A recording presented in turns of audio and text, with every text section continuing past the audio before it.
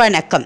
Active herbals வழங்கும் அழகை அள்ளித்தரும் பன்னீர் செய்முறை மற்றும் பயன்கள். பன்னீர் அழகு குறித்த விஷயங்களில் இதை சேர்க்காமல் எந்த ஒரு ஃபேஸ் பேக்கும் செய்ய முடியாது என்று சொல்லலாம்.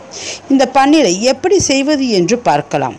இதற்கு தேவையானது பன்னீர் ரோஜா என்று சொல்லக்கூடிய பிங்க் கலர் ரோஸ் ஆகும். அப்படி பன்னீர் ரோஜாக்கள் கிடைக்கவில்லை என்றால் சாதாரண சிகப்பு நிற ரோஜாக்களையும் பயன்படுத்தி கொள்ளலாம்.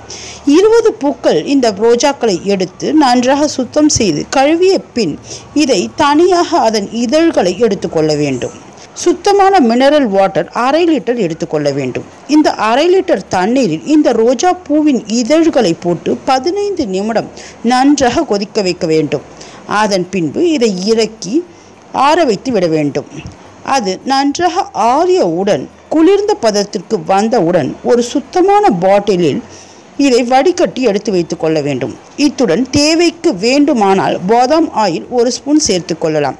அப்படி பாதாம் எண்ணெய் இல்லை என்றால் விட்டுவிடலாம். இதை 10 நாட்கள் வரை நாம் ஃப்ரிட்ஜில் ஸ்டோர் செய்து வைக்கலாம். இது இயற்கையாக எந்தவித கலப்படமும் இல்லாமல் செய்யப்பட்ட வாசனை மிகுந்த பன்னீராகும். இதை எப்படியெல்லாம் பயன்படுத்தி கொள்ளலாம் என்பதை பார்ப்போம். முதலில் இது ஒரு கிளென்சராக பயன்படுகிறது. பஞ்சில் பன்னீரை நனைத்து முகத்தை துடைத்தால் முகத்தில் உள்ள அழுக்குகள், தேவையற்ற பொல்யூஷன் முதலியவை வெளியேறி முகமானது பளிச்சென்று மாறும். அதே போன்று மேக்கப் ரிமூவராகவும் இதை பயன்படுத்தி கொள்ளலாம். ட்ரை ஸ்கின் இருப்பவர்கள் முகத்தை இதை போன்று துடைத்தால் ஸ்கின்னானது ஈரப்பதம் கிடைக்கிறது. சரும சுருக்கத்தை போக்கவும் இது ஒரு நல்ல ஆன்டி ரிங்கிளாகவும் விளங்குகிறது. அவர்களும் இது போன்று பன்னீர் நனைத்த பஞ்சால் தினமும் முகத்தை துடைத்தால் சுருக்கம் கோடுகள் நாளடைவில் மறையும். இது ஸ்கின் டைட்னிங் ஆகவும் செயல்படுகிறது. டோனராகவும் உதவுகிறது. இதனால் ஸ்கின் சாகிங், அதாவது தளர்வடைந்த சருமம் இருப்பவர்களும் இதை போன்று தினமும் செய்து கொள்ளலாம்.